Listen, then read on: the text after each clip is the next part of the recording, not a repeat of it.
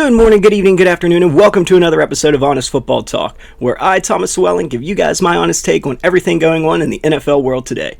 And I thought with this episode, you might try something a little bit differently. Instead of going through some random matchups throughout the last week, this time I'm just going to take some of my key takeaways from last week's performances, and you guys let me know what you guys think in the comments below. If you guys like this format style, and we might go about using this format style for the future, if that makes sense. So with that being said, let's go ahead and jump into one of my first big takeaways from last week's matchups. One of the biggest takeaways I think that we can take from last week and going into basically this whole last 4 weeks being played of football is that Sam Darnold is an elite quarterback. Let's just get that right out of the way here. Like it's crazy to think that Sam Darnold, with all the craziness he's been going throughout his career, whether it's been with the Jets and then his stint there with the 49ers, and there was even talks of Sam Darnold coming in for Brock Purdy at some point with the 49ers. Never happened, of course. And then now Sam Darnold finally gets his chance with the Minnesota Vikings. There was never any talk of Sam Darnold actually being their starter. It was always J.J. McCarthy. Once the draft took place, all Minnesota fans were excited to see J.J. McCarthy come in and take over. And once they heard that he was out for the season with I believe it was a meniscus tear.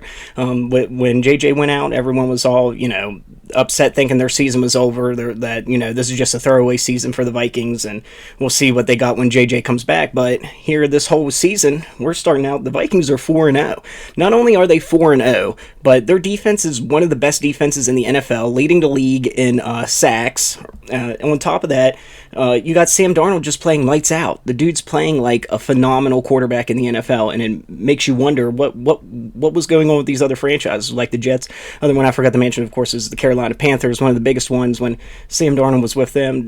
Would have never expected him to bounce back like this with the Minnesota Vikings, and huge props to him for being able to bounce back so big. And it brings in the biggest question. Is this for real? Is Sam Darnold actually for real? Because when he did play for Carolina at the beginning of the season for him, when he came in, he played very well for a few games, and then kind of fell off, and it seemed that defenses kind of figured out what type of scheme that offense was running, and was able to figure out Sam Darnold pretty easily.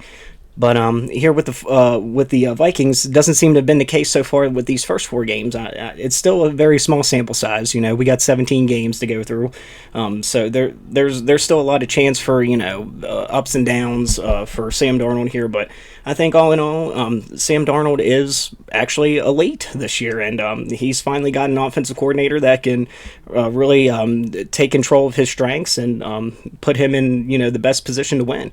I mean, Sam Darnold's leading the league right now with touchdown passes. It's pretty astounding to see that he's leading that, and he's leading right now in a quarterback rating with a 118.9. So just goes to show that when you get a good system built around you, you can succeed.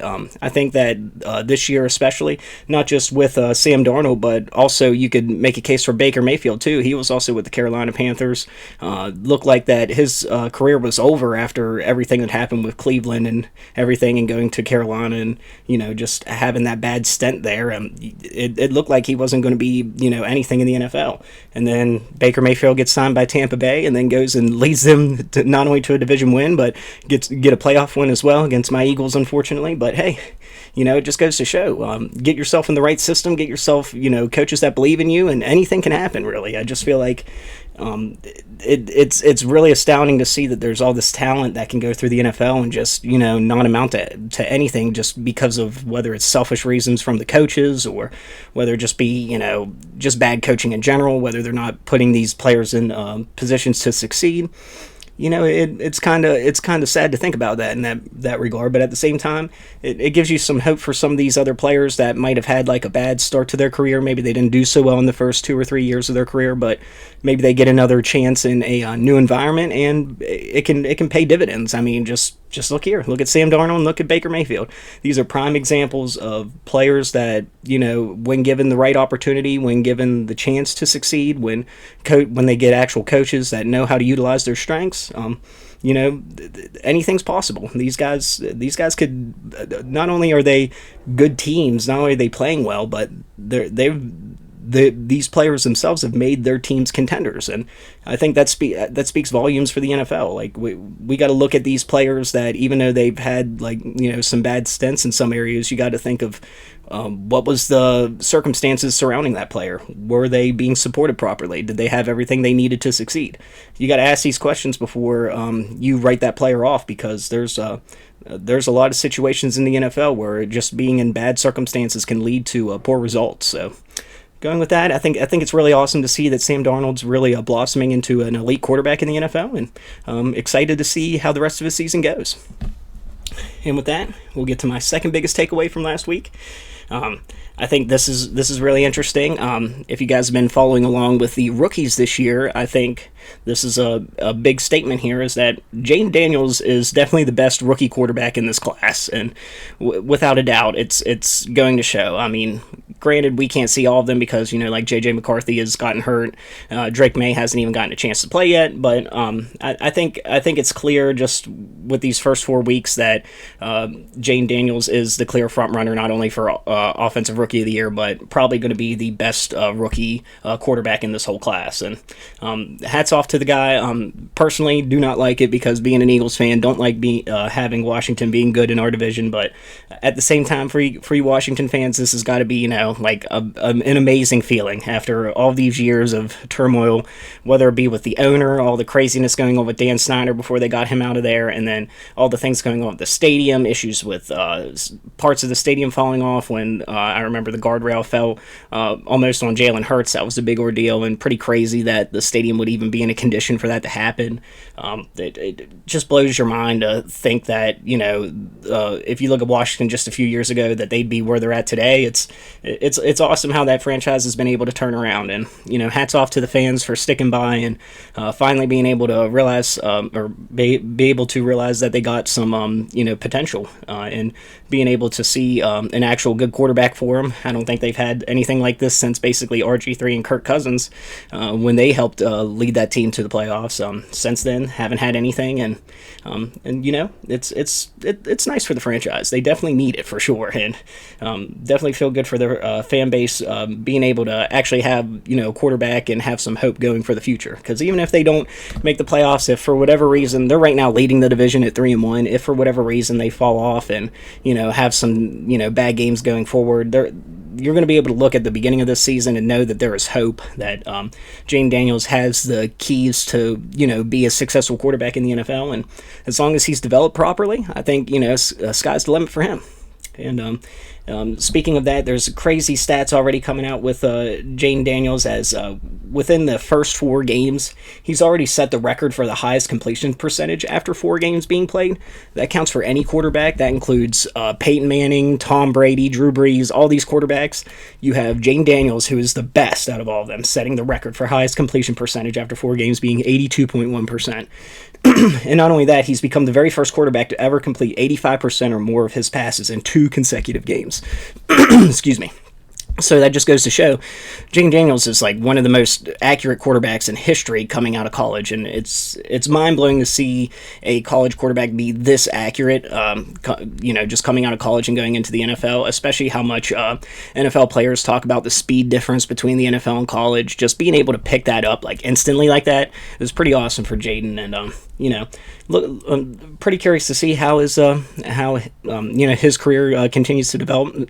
Curious to see how this season continues to go on, because I do think that Washington is a contender, unfortunately, this year. I didn't think that they were even going to have a winning record, but after these first 4 games, it's looking like they're a contender here, and they might actually, not only make a playoff spot, but, push to contend for a Super Bowl.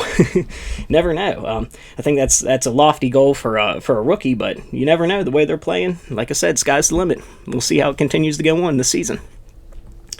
And with some feel-good stories in the bag there, I think it's time to get into one of my more negative takeaways from last week, which has been very interesting. If you guys have been keeping along with this saga, it's been very popular, is that the word on the street is that Davante Adams wants out of Las Vegas. Now, it's not that much of a surprise. I think since everything started falling apart when Derek Carr got out of there, the writing was on the wall that Davante Adams probably wouldn't want to stick around as well. But with his contract situation, he was kind of tied there for for long term for a while, and it's looking real interesting now with Las Vegas and their plans moving forward. I think it's a big mistake to let go of Davante Adams, but looking at the relationship between him and their head coach Pierce, it's not going well. There's been these speculations of how they've been not getting along in the locker room. There was a tweet that was went out on Twitter that basically talked about Davante Adams might have played his last snap for the Las Vegas Raiders, and for some reason the head coach Pierce had liked that tweet, and of course everyone just all these sports journalists analyzing every move that every athlete makes, they're going to notice that the head coach liked that post, and they're going to have some speculation about that. Why would the head coach like a post like this saying that it's the last snap he played for the Las Vegas Raiders? It definitely makes you think. So not a great look for Pierce. I don't know why he would go and do that, just to cause even more drama and controversy around the team. I just think that this is all just unnecessary outside noise that isn't, it isn't contributing to the Raiders being a winning or losing team. They're not focusing on the right things right now. They're focusing on all this outside noise and how much Davante Adams is impacting their locker room when he really shouldn't be a big factor. It should be about the team. You got to focus on how to make Gardner Minshew be more successful. You got Brock Bowers. You got a running game that is nothing right now. Zamir White and Alexander Mattison are doing absolutely nothing in your ground game, and that needs to change. They need to figure out a way to get the run game going before they worry about Davante Adams and him being disgruntled in the organization. I just think there's a lot of there's a lot of flames going up in Las Vegas right now, and it's hard for them to put out the fire. They're in a really tough situation, whether it be with Davante Adams or just their whole team in general right now. I think a lot of players are upset that the Raiders didn't draft a quarterback this past draft. I mean, this was supposed to be one of the more heavier drafts for quarterbacks this year, as we've seen in the first draft, in the first round, how many quarterbacks went, but the Raiders decided to take Brock Bowers instead, and who knows, it might end up being the best decision for them. Brock Bowers has looked pretty good these first 4 weeks, but at the same time, you need a quarterback to be able to compete in the NFL, and as much as I love Gardner Minshew, he's a decent game manager, but he's not going to be able to get you over the top. He's not going to get you great postseason success. You need to get young talent in there that is looking to come in and dominate the league. So whether that would have been somebody like a Spencer Rattler later in the draft, anything to give your fan base some more hope. I know that they didn't have a lot of hope going into this season with Aiden O'Connell and Gardner Minshew as their possible starters. I mean, it doesn't breed a lot of hope for, great postseason success, where if you get yourself a rookie in there and try to develop them, even if Spencer Rattler or whoever they would have drafted wouldn't have been the answer this year, it would have at least given the fans something to look forward to and think about, this guy might be our success plan. So, That's all the thoughts I got for Las Vegas. They have a lot of problems right now. I don't think Davante Adams, excuse me, I don't think that Davante Adams should be their biggest priority, but unfortunately, I'm not the head coach there. Or I'm not in any way, shape, or form able to make any decisions for Las Vegas. So, going with that, there's a team out there that's going to be really happy to get Davante Adams. I'll tell you that, because the dude is still elite. Dude is still awesome. The games that the time that he's been out there for Las Vegas, he's looked good. He had a few drops. I got to admit, his his last game with the Las Vegas Raiders wasn't the greatest. He did have a few drops that looked kind of bad, but like I said, I haven't been getting along with the coach, so it might be just what would be the word? Just a product of the bad relationship between Davante Adams and the organization. That's probably what might have led more to him. I mean, it's definitely what's led to his quote unquote hamstring injury right now. The reason why he's out right now is definitely due to this disagreement, not because he's not able to play. And like I said, you can tell by the way Davante moves out on the field, even with his little mistakes he's made, the dude is still elite. The dude is going to be able to make a huge difference for whatever team he goes to, and we'll see how it turns out. Of course, the teams that are interested right now, the Jets, Steelers, and Saints are all teams that are interested. Wouldn't mind seeing him go to the Saints. I think that would be awesome for fantasy football. If people are big fans of fantasy football, when Derek Carr and Davante Adams were on the same team before, I mean, Davante Adams went off. I think I had him the year that he was with Derek Carr, and he just did amazing for me. It's definitely going to be amazing if Davante Adams somehow gets back with Derek Carr fantasy wise, but there's other teams that he could definitely be a huge piece to, and it doesn't necessarily have to be a big fantasy asset. Great example of that would be the Baltimore Ravens, because they're much more of a run heavy team, but if they ever need a big pass on third down, on a third and long or something, Davante Adams is a great safety valve to just, pick up the first down. So I could see him going to a contender like that. Jets is another one, of course, being back with Aaron Rodgers. He would be an immediate, boost to that team, because they've been having some offensive trouble. So, yeah, curious to see where he ends up going.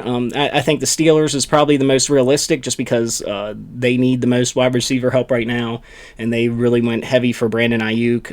And I feel like the Raiders would be willing to trade with the Steelers, where other teams they might not be as willing to because of competition and whatnot. So, yeah, I'll be curious to see how that continues to develop here. And with that, we'll get on to my fourth biggest takeaway from last week, and that being the crazy knee injury that happened to Rashee Rice. Now, I feel for the dude. It's rough to handle any sort of injury in the NFL. Especially with all the controversy going on with Rashee Rice. I know there's been a lot of chatter about this injury, and there's a lot of people that are, I would say, happy that he got injured just because of the craziness that happened with his car injury, or with his car accident situation happened in the offseason. And a lot of people don't even think that Rashee Rice should be playing right now in the NFL. He should be on an exempt list for doing such reckless driving, and I tend to agree with that. I feel like that there should be more discipline handed out to these players when they do something, even if it's off the field, that is super illegal and detrimental to society, anything in that matter. Like, they should be held accountable, and I don't think that Rashee Rice was held accountable in the NFL, in NFL terms right now. I mean, the dude was able to go right back out there and produce on the field, and that doesn't sit right with me. I feel like there should have been more penalty to him, and now, with all that being said, I don't think that this knee injury suffices to that to his car accident issue. I don't think that this knee injury is like, oh yeah, now that he's got this, that makes things better. No, I mean, he still needs to obviously be held accountable by the NFL for his actions with driving, as well as hopefully he gets healthy from this knee injury. I don't think the two should be related whatsoever. Hate that it is being related in that way, but that's just how people are. Understand how the internet works. It's crazy in that sense, but I'm more I want to see the player not get hurt. I want to see obviously them be held accountable for their actions.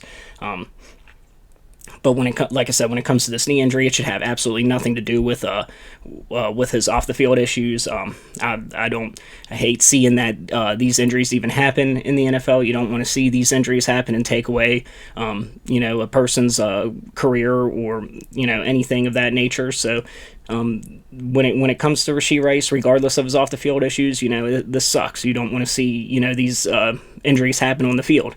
You want to try to find a way to get these injuries out of the game as much as possible. So hoping that the dude recovers well. There's been a lot of mystery around his knee injury, which is really, really weird. I don't know why there's so much mystery around it. Usually, especially the way that our medical field is these days, we're able to hear what's going on with the player almost like that, like instantly these days. It usually doesn't take 2 weeks for us to determine the significance of an injury, but I guess this one was quite interesting. When it first happened on the field, everyone thought he for sure tore his ACL and he was done for the year, but with some additional testing, there's been some mystery behind whether or not he's actually going to be out for the whole year. So definitely something to keep an eye on, especially if you're a fantasy football player and you have Rashee Rice.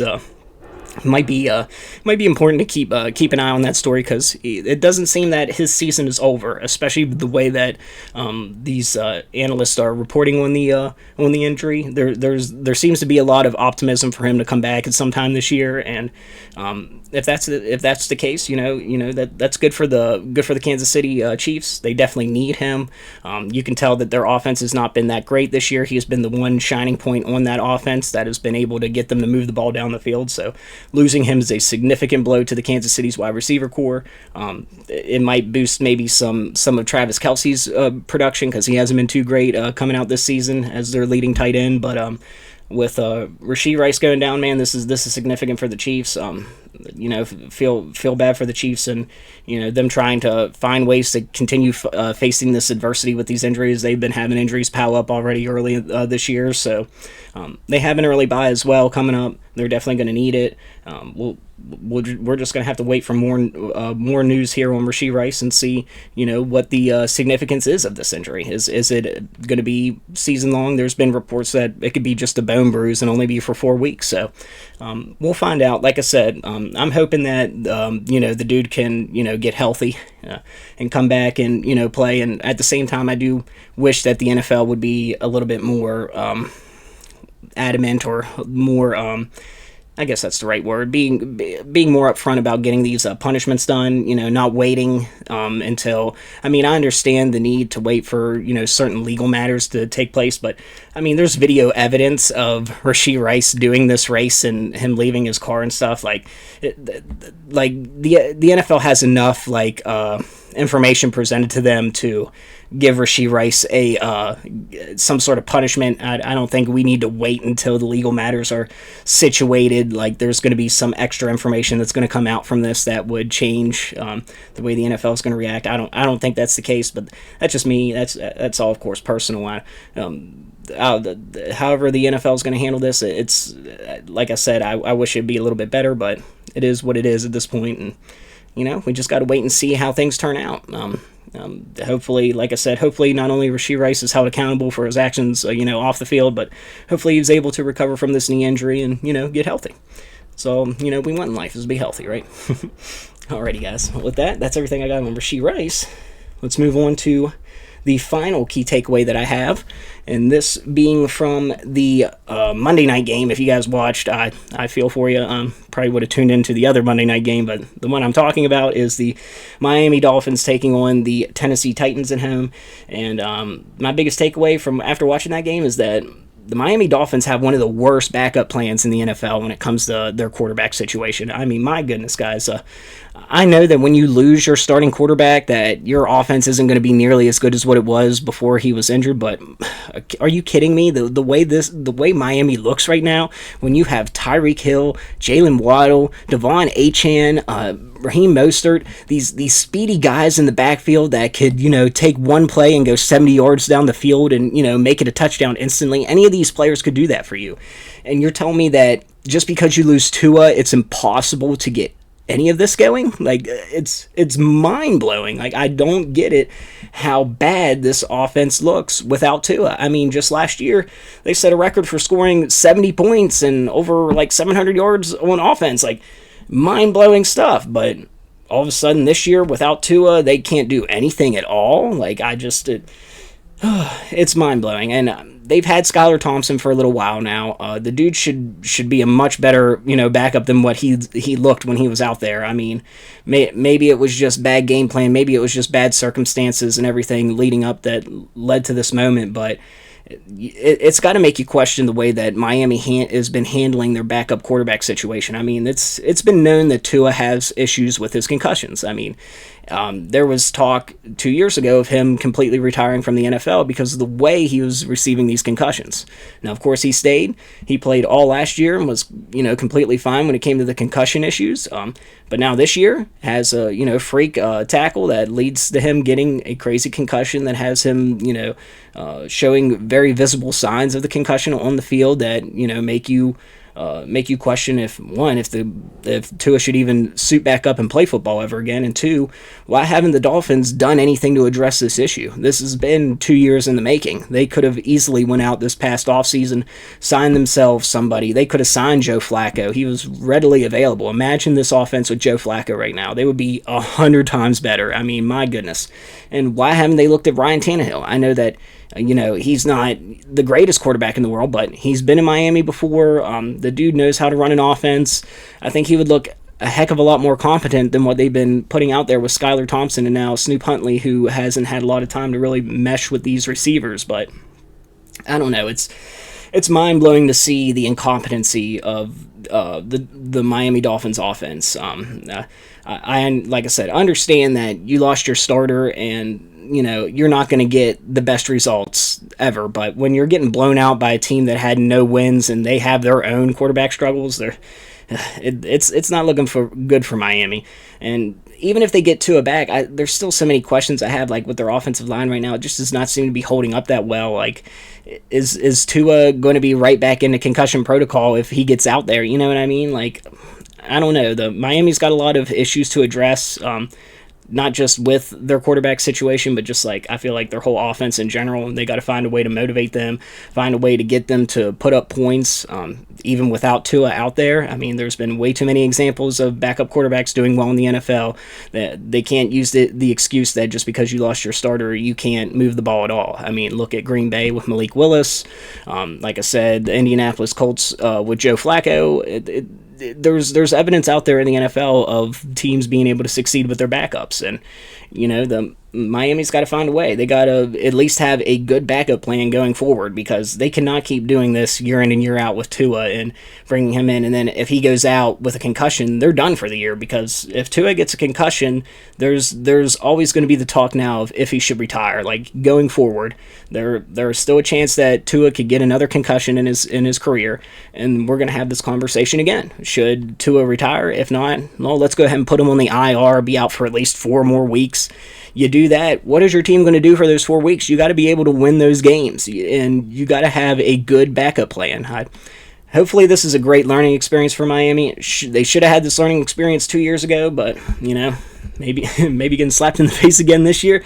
They'll finally get their shit together and make the decisions they need to make the team much more competitive going forward. And yeah, that's everything I got on the on my top takeaways there. And with that, we'll go ahead and get into some of my predictions for this week. Do this every week, so I figure we'll keep it up a little bit. I haven't been too great with my predictions, but it's still fun to cover them. So for tonight's game, we have the Tampa Bay Buccaneers coming to the Atlanta Falcons home to take them on. The Tampa Bay Buccaneers are currently leading their division with a 3-1 record, and Falcons are right behind them with 2-2. So winner of this game will probably take the lead in the division here. Going to be very interesting to see. I think Tampa Bay, great team. Can't argue that, especially after the whooping they put on my Eagles last week. And Falcons, they're still trying to get things together. I think Kirk Cousins is still getting healthy, whether he admits it or not.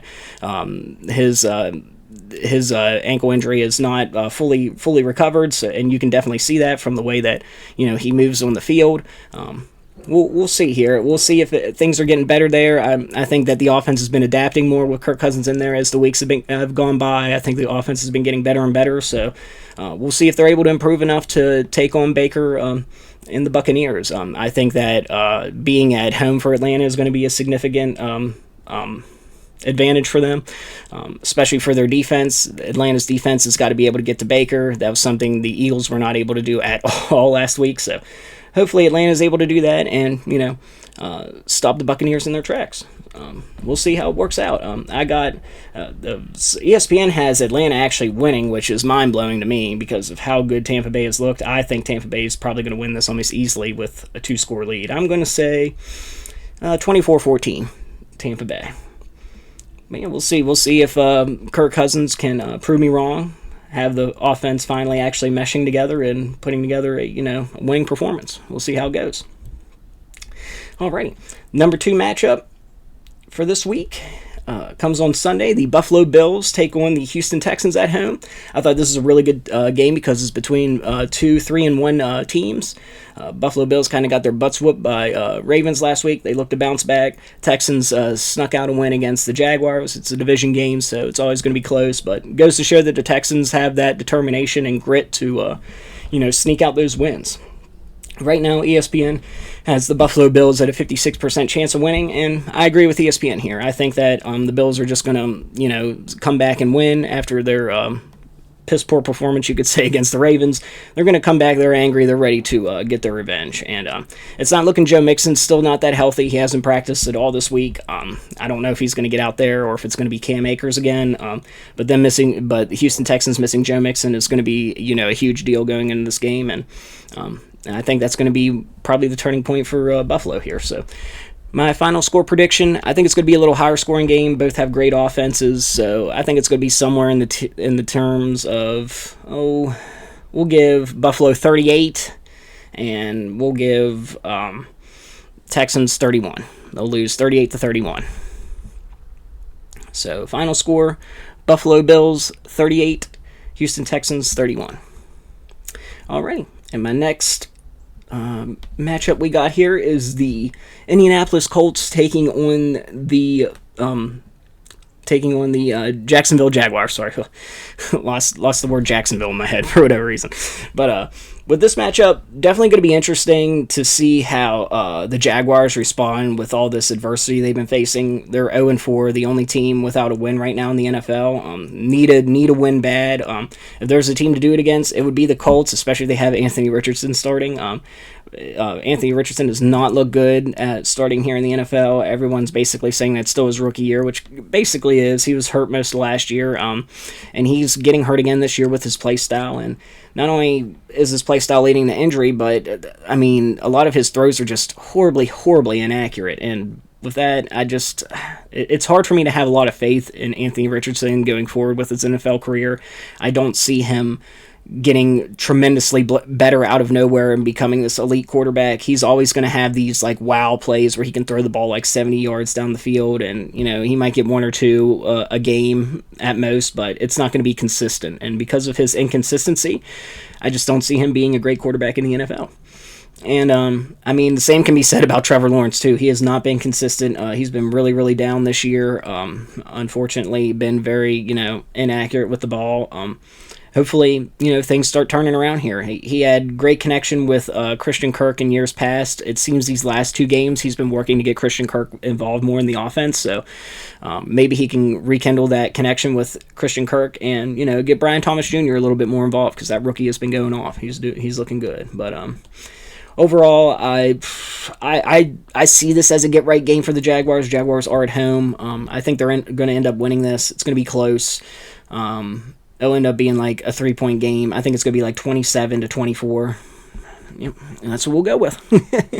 I don't know for sure if that's how it would end up. Of course, it might end up being a blowout for the Colts, but I just got a feeling that the Jaguars, this is what they need. They've been playing a lot of close games, even though they're 0-4. It's not like they've been getting super blown out. Other than the Bills, that was the only game that they really got blown out in. The other games have been super close. So I see the Jaguars finally getting their win, and helping to get their season off the ground here and hopefully lead to some more wins. And I don't see them winning their division at this point. I think it's definitely the Houston Texans division to win, but I think the Jaguars can still make noise. They can if they can really get their pieces clicking. It's been really difficult. They haven't gotten anything going, but if Trevor Lawrence can show some sort of resemblance of that he deserves this contract that he got paid, then I think the Jaguars could be fine. But until that's shown, we'll see. If they end up losing this week, unfortunately, I got a feeling that Doug Peterson can end up, getting fired, which I don't think is the right move. But I could totally see it coming from the Jaguars, especially when they came out and said that this is the best team that they've ever put together, and they're starting out 0-4. So, not looking good. Not looking good. So hopefully the Jaguars are able to pull out a win. We'll see how the weekend goes. And with that leads to my 4th major matchup to go over, and that would be the Dallas Cowboys taking on the Pittsburgh Steelers at home. Pittsburgh Steelers will be at home here. And Steelers are currently 3-1. Kind of surprising how good of a start they've had, but I mean, they have an amazing defense. TJ Watt is definitely the best defensive end in the NFL. It is impossible to guard that man. Just having him on your defense is such a difference maker.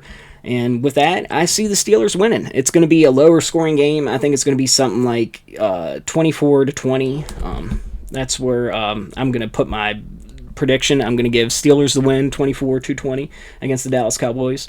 I just don't see the Dallas Cowboys offense being that great. They've struggled as it is, and going against a really good Steelers defense, they're going to have a lot of key turnovers. That'll be bad. I could even see the Steelers having a defensive touchdown. But yeah, we'll see how the game actually goes, but I have a lot of faith in the Steelers and that defense. Mike Tomlin knows how to coach a football team, and Justin Fields has been playing really well, even though he's considered the backup for the Steelers. He's playing great football, proving that he does deserve to be a starter in this league, I think. So we'll see if he's able to keep it up here against the Dallas Cowboys. I think that this is a great opportunity. It's going to be played on Sunday night. This is a great opportunity to show the world that the Steelers, are actually a contender here, and you need to take them seriously when you go against them week in and week out. Got a great defense, and Justin Fields is not easy to game plan against. The dude can run the ball if no option is open, and he's able to scramble around in the pocket long enough to let something get open as well, especially with George Pickens as his receiver. And if they end up getting Davante Adams, the AFC is going to be on notice. So if Davante Adams comes to the Steelers, it could be a big addition for the Steelers and end up controlling the AFC completely. But with that, this is still very early in the season. Of course, we're only 4 games into it. We'll see if things continue for the Steelers. They can continue to show that they deserve to be considered a contender, and then this could also be a great game for the Cowboys to show that hey, we don't actually suck.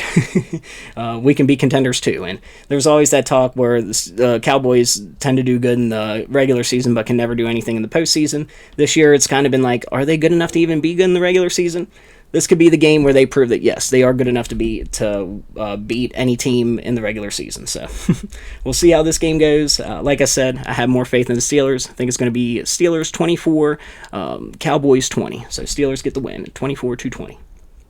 Alrighty. And my final matchup I want to cover here is the New Orleans Saints coming in to take on the Kansas City Chiefs at home. I think that this is the Monday night game. I think that the Chiefs are going to probably win this very, very easily, in my opinion. The Saints had a great hot start, basically scoring on every single offensive possession that they had in the first 2 games, and then they kind of fell off a cliff when they went against the Eagles. Which is really surprising to me, especially the way the Eagles defense has been playing. So it's weird when it comes to the Saints. Saints are just always inconsistent. One week you'll get this like Super Bowl caliber Saints team that you're like, where was this team at? Why hasn't this team been playing all year? And then the next week you get that, oh, there's Derek Carr. There's the Derek Carr I know.